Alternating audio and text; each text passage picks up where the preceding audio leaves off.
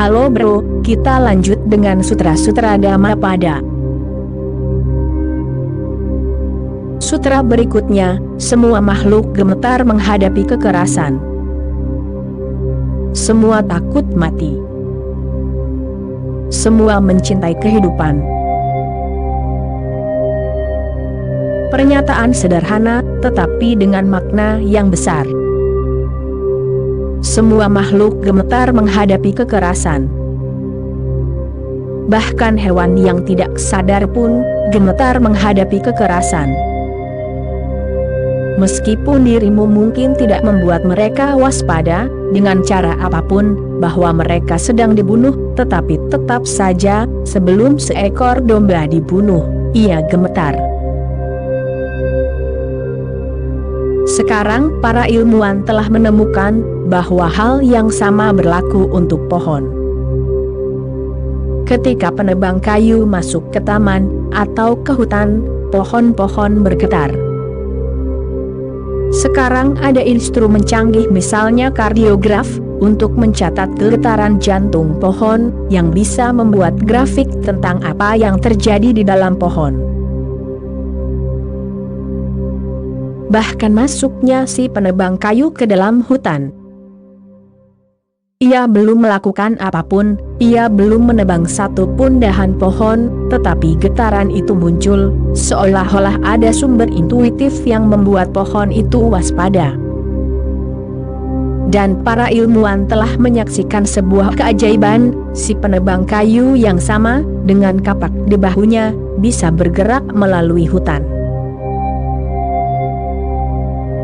Jika ia belum menebang pohon apapun, jika ia hanya lewat, pergi ke suatu tempat lain, tidak ada pohon yang bergetar. Tampaknya seolah-olah niat si penebang kayu, hanya niatnya, bukan tindakan apapun, sedang disampaikan, disiarkan ke pohon-pohon. Dan satu hal lagi yang telah mereka amati. Dirimu mungkin tidak menebang pohon. Seorang pemburu mungkin datang dan membunuh seekor harimau, tetapi semua pohon di sekitar tempat itu bergetar. Bahkan kematian harimau sudah cukup untuk membuat mereka sedih, membuat mereka takut. Apa yang baru saja disadari oleh para ilmuwan dalam 3 atau 4 tahun terakhir ini telah disadari oleh para mistikus selama berabad-abad. Buddha berkata, semua makhluk gemetar menghadapi kekerasan. Kekerasan adalah sesuatu yang bertentangan dengan kodrat. Orang yang religius tidak bisa bersikap kasar, bukan berarti ia mempraktikkan anti kekerasan, ingatlah. Jika dirimu mempraktikkan anti kekerasan, dirimu akan menjadi penganut Gandhi, seorang yang palsu. Penganut Gandhi bukanlah orang yang religius. Ia mempraktikkan non-kekerasan, ia mencoba untuk menjadi non-kekerasan, ia tidak memiliki pemahaman. Ia menciptakan karakter, tetapi jauh di lubuk hatinya, ia tidak memiliki kesadaran yang bisa berfungsi sebagai pusat karakter tersebut. Kaum mistikus pertama-tama menciptakan kesadaran. Kemudian karakter mengikuti dengan sendirinya. Dan kaum moralis menciptakan karakter, tetapi kesadaran tidak mengikuti karakter. Karakter adalah hal yang sangat dangkal. Dirimu bisa menemukan ribuan orang di negara ini yang mempraktikkan anti kekerasan, khususnya penganut Jaina. Penganut Buddhis telah melupakan semua yang dikatakan Buddha. Pada hari ketika agama Buddha harus meninggalkan India, agama Buddha juga meninggalkan anti kekerasannya. Sekarang semua penganut Buddha adalah pemakan daging, orang Cina, Jepang, Korea. Tentu saja mereka telah merasionalisasikannya. rasionalisasinya adalah, kami hanya memakan daging hewan yang mati secara wajar. Jadi di Cina, Jepang, atau di negara-negara penganut Buddha, dirimu akan menemukan tulisan di papan toko, di sini hanya disajikan daging yang diambil dari hewan yang mati secara wajar. Sekarang, tidak banyak hewan yang mati secara wajar, sehingga mereka bisa menyediakannya untuk seluruh Asia. Tetapi itu sudah cukup, orang-orang licik. Tetapi di India, penganut Jaina masih mempraktikkan anti kekerasan. Tetapi karena mereka mempraktikannya, hal itu tetap menjadi sesuatu yang palsu, sesuatu yang lebih dekat dengan kemunafikan. Itu tidak mengubah keberadaan mereka, itu tidak membuat mereka bercahaya, itu tidak memberi mereka keanggunan dan keindahan. Dan dalam kehidupan sehari-hari mereka sama marahnya, sama penuh ambisinya, atau bahkan lebih dari itu, daripada yang lain. Dan lebih itu bisa dipahami, ada alasannya. Entah bagaimana, mereka telah memaksa diri mereka untuk tidak melakukan kekerasan. Sekarang kemana kekerasan mereka akan pergi? Itu harus menemukan beberapa cara baru, saluran baru, karena master mereka, Mahavira, yang sezaman dengan Buddha, berkata kepada mereka, ciptakan kesadaran yang diikuti oleh tanpa kekerasan, dengan cara yang sama, seperti yang dikatakan Buddha. Dengan cara yang sama, seperti umat Buddhis telah salah memahami Buddha. Mereka telah menemukan cara yang sah untuk keluar darinya. Jangan membunuh, kata Buddha. Dan mereka berkata, kami tidak membunuh, kami hanya memakan daging hewan yang telah mati secara alami. Ini adalah strategi hukum untuk keluar darinya. Umat Jaina mengikuti ajaran Mahavira dengan cara yang rutin, tanpa memahaminya. Karena Mahavira berkata, jangan membunuh hewan, jangan menebang pohon, ia adalah orang pertama yang berkata, jangan menebang pohon. Umat Jaina mengikutinya, tanpa memahami kedalaman dan signifikansinya, tetapi hanya sebagai sebuah huruf mati. Mereka mengikutinya secara harfiah. Jadi mereka berhenti bercocok tanam, karena dalam bercocok tanam, dirimu harus menebang tanaman dan pohon. Mereka berhenti menjadi pejuang. Mahavira lahir dalam ras pejuang, ke-24 Tirthankara Jaina adalah pejuang.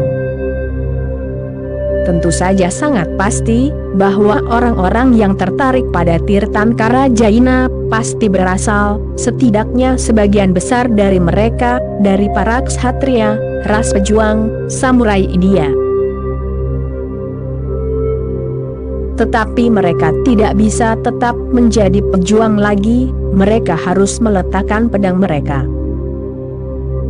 Mereka tidak bisa menjadi pejuang, mereka tidak bisa menjadi petani, dan para Brahmana tidak mengizinkan mereka menjadi Brahmana.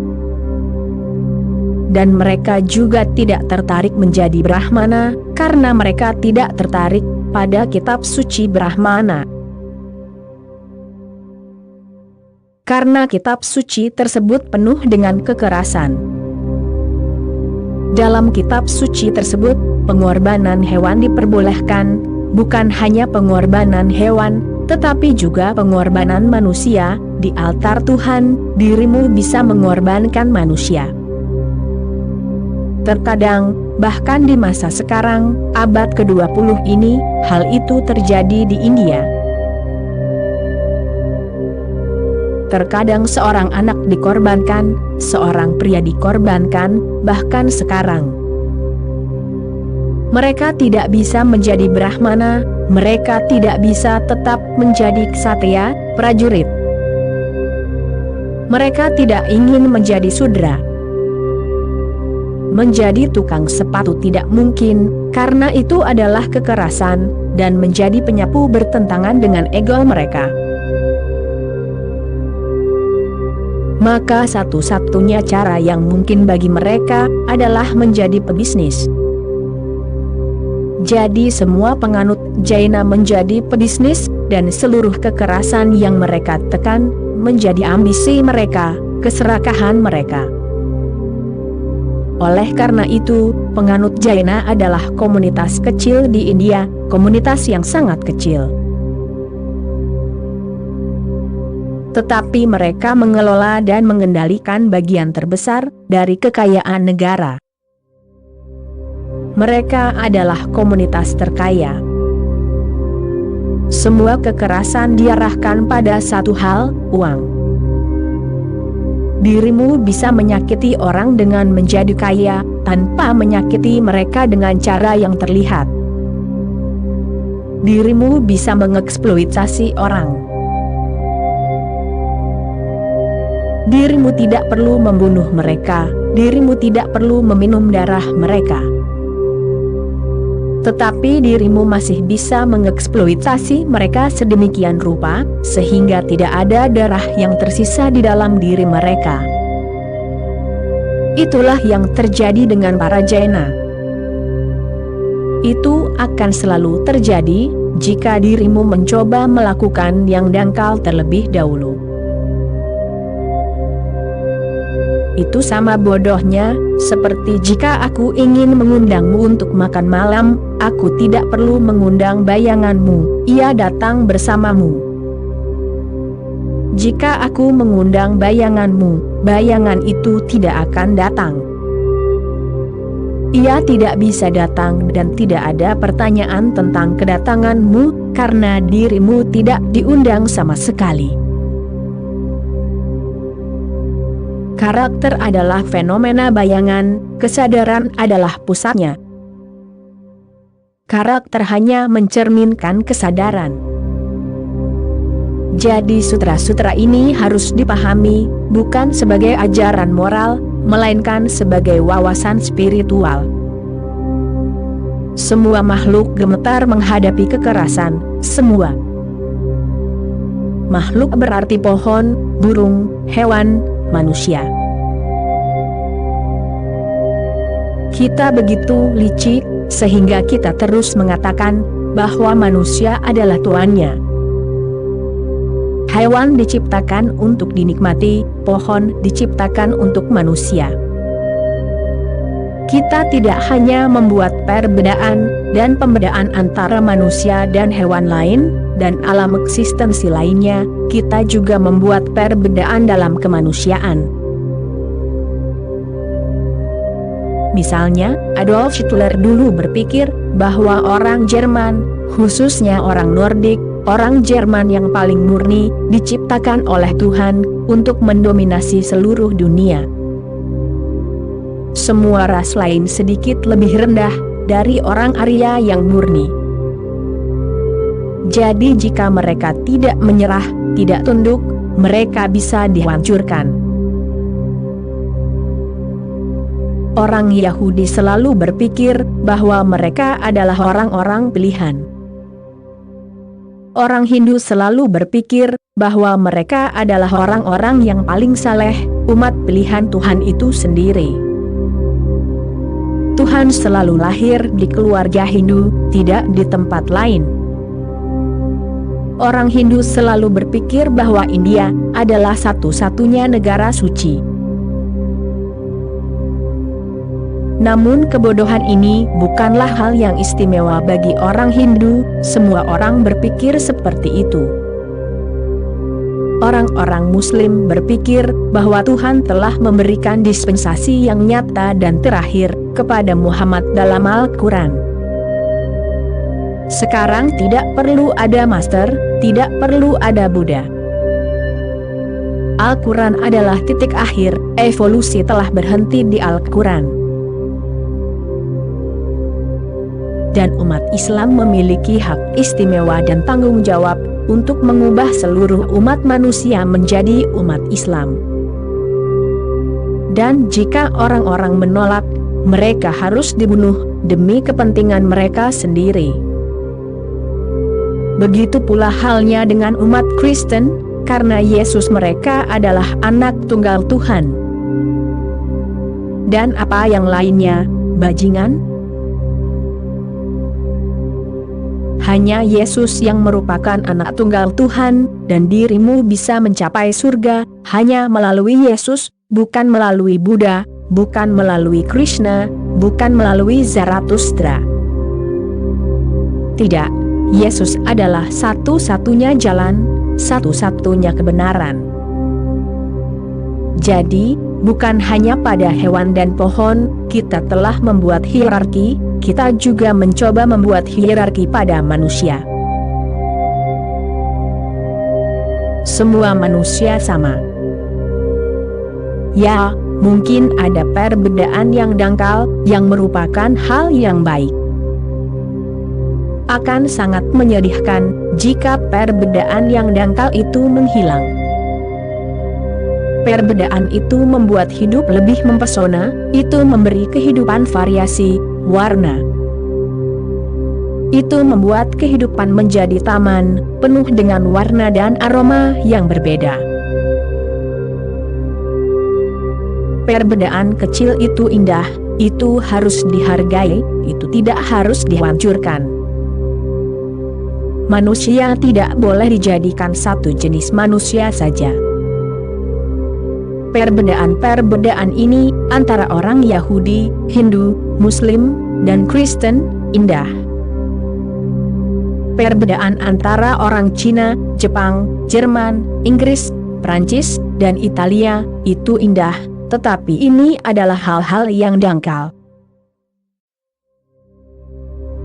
Pada intinya, semua manusia adalah sama dan sederajat.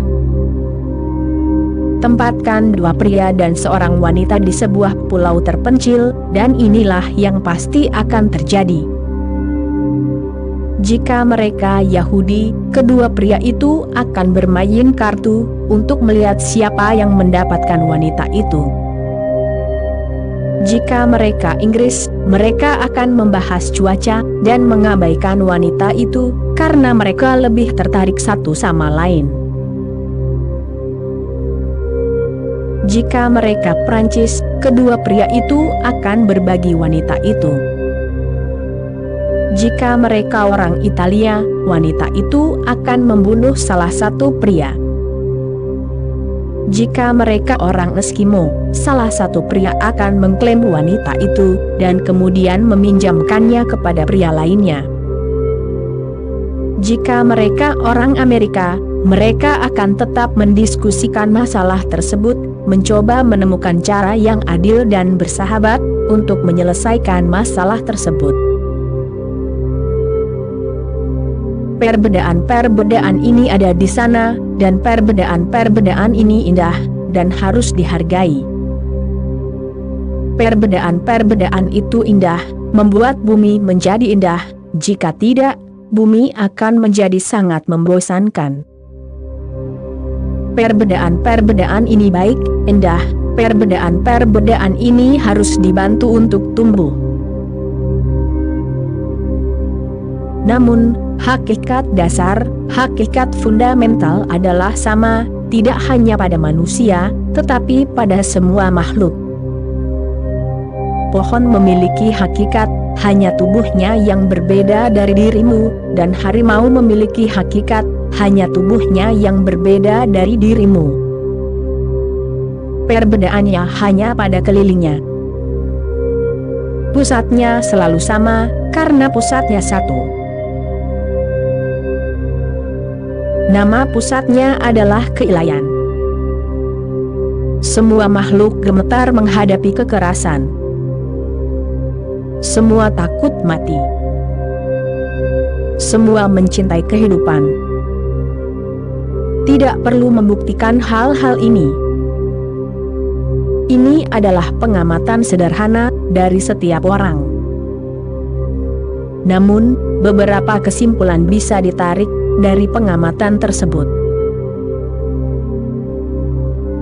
Jika semua makhluk gemetar menghadapi kekerasan, maka ada sesuatu yang salah dalam kekerasan, pada dasarnya salah. Kekerasan bertentangan dengan kodrat. Kehancuran bukanlah kodrat, kreativitas adalah kodrat. Bukan kekerasan, melainkan kasih sayang, adalah kodrat, bukan kekerasan melainkan cinta. Bukan kemarahan, bukan kebencian, karena hal-hal itulah yang mengarah pada kekerasan, itulah benihnya. Cinta, kasih sayang, berbagi, ini adalah kodrat. Dan menjadi kodrat berarti menjadi religius.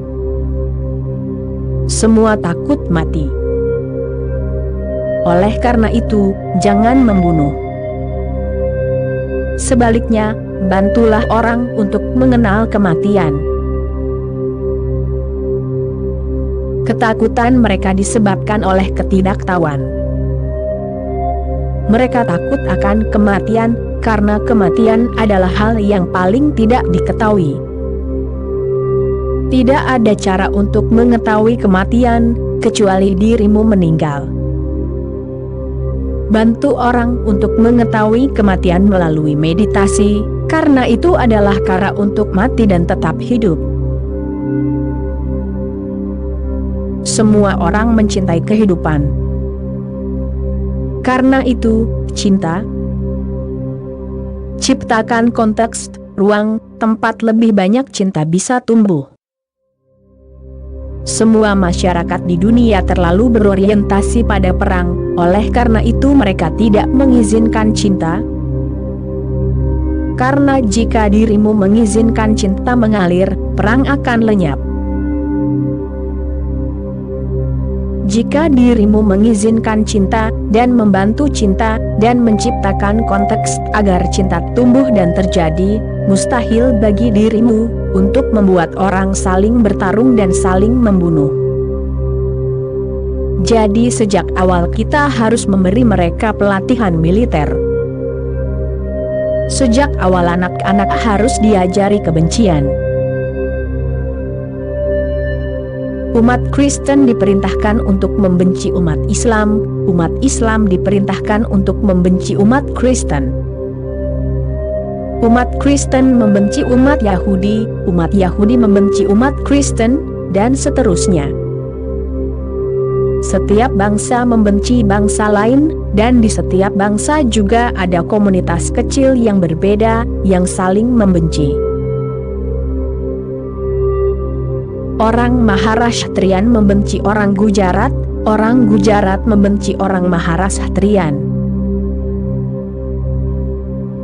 India adalah satu negara, tetapi utara membenci selatan, selatan membenci utara.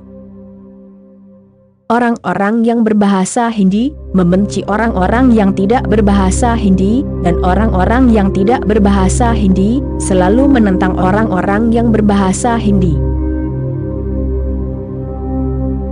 Tampaknya kita dibesarkan dengan cara yang membuat kebencian menjadi hal yang sederhana dan biasa, kita terbiasa dengannya, dan cinta menjadi hal yang hampir mustahil. Dengan begitu banyak kebencian, dengan begitu banyak musuh, dirimu membenci hampir semua orang. Bagaimana dirimu bisa mencintai istrimu? Bagaimana dirimu bisa mencintai anak-anakmu? Bagaimana dirimu bisa mencintai orang tuamu? Dan kemudian tuntutan yang mustahil diberikan kepada dirimu. Dirimu disuruh mencintai istrimu, mencintai suamimu, tapi dirimu disuruh membenci semua orang di dunia. Ini adalah kontradiksi. Dirimu bisa mencintai semua orang, atau membenci semua orang. Dirimu tidak bisa memecah belah. Pria yang membenci semua orang, tidak bisa mencintai istrinya, itu mustahil. Ia menjadi terbiasa dengan kebencian.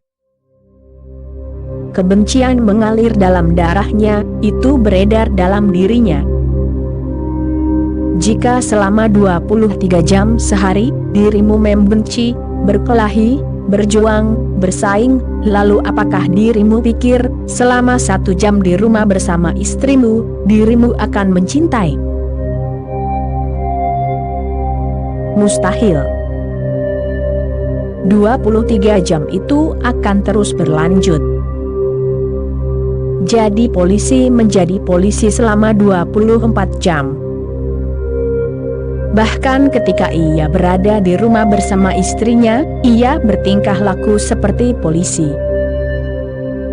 Hakim menjadi hakim, juru tulis menjadi juru tulis, selama 24 jam, tidak hanya di kantor, ia membawa berkas-berkasnya di kepalanya. Bahkan ketika bercinta dengan istrinya, ia penuh perhitungan, ia melakukan 1001 hal lain dalam pikirannya. Ia mungkin berada di kantor atau di tempat lain. Perhatikan saja ketika dirimu bercinta dengan istrimu, di mana dirimu berada. Apakah dirimu di sana? Faktanya, orang lain yang sedang bercinta dengan istrimu. Dirimu tidak di sana, itu hanya tindakan mekanis. Dan apakah dirimu pikir istrimu ada di sana? Ia juga tidak ada di sana. Ia mungkin berada di dapur, atau berpikir bagaimana cara membeli lemari es baru, mungkin sedang pergi ke supermarket. Ia mungkin ada di sana, ia mungkin tidak bersamamu sama sekali. Itulah sebabnya cintamu tidak memuaskan. Sebaliknya, cinta membuatmu sangat frustrasi. Dan bisakah dirimu mencintai anak-anakmu? Mustahil. Bagaimana dirimu bisa mencintai orang tuamu? Mereka adalah orang-orang yang telah mengajarkanmu segala macam kebencian. Kita membutuhkan dunia yang sama sekali berbeda, pendidikan yang berbeda, di mana kebencian tidak diajarkan. Ini adalah dunia yang sangat aneh, yang telah kita ciptakan. Hingga saat ini, apa yang telah kita lakukan terhadap umat manusia, benar-benar tidak bisa dipercaya. Di satu sisi kita mengajarkan mereka kebencian, dan di sisi lain kita terus berbicara tentang perdamaian. Di satu sisi kita meracuni mereka, dan di sisi lain kita mengatakan kepada mereka, kalian semua adalah saudara.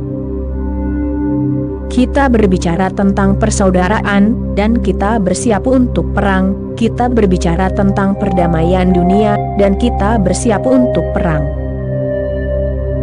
Ini adalah neurosis belaka, ini bukan kewarasan.